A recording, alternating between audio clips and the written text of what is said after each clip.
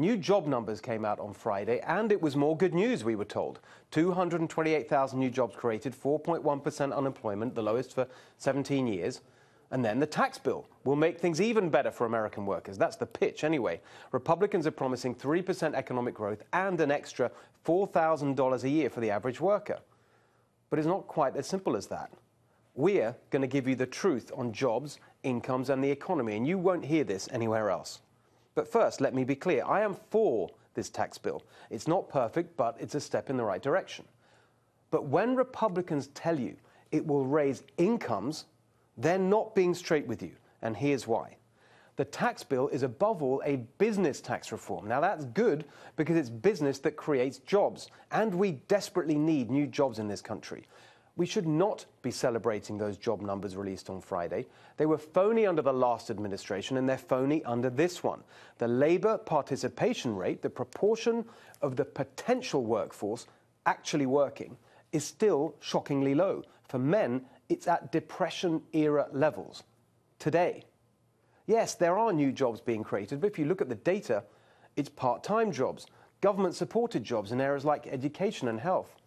Nothing wrong with that, but they're not the kind of jobs that a strong economy and a strong society needs.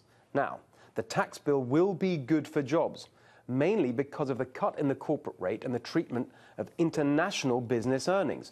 More money will be invested here and more jobs will be created. But Republicans are wrong to claim that their tax bill will raise incomes as well.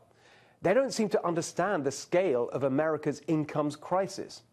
Remember the chart we showed you a few weeks ago? For most American workers, incomes have been flat or falling for 44 years, since 1973.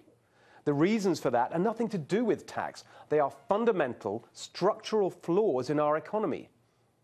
Too much of the economy is dominated by a few big corporations.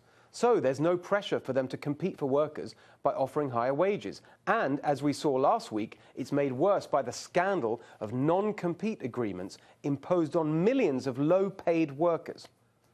Globalization and the elite's surrender to China have almost totally destroyed the American workers' bargaining power. And the disastrous failure of government-run education and training has left Americans without the skills they need to compete.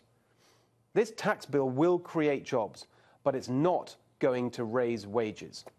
To do that, we need to break up big businesses, impose economic sanctions on China, and totally rethink the way we deliver education and training in this country. That is the next pro-worker populist revolution we need.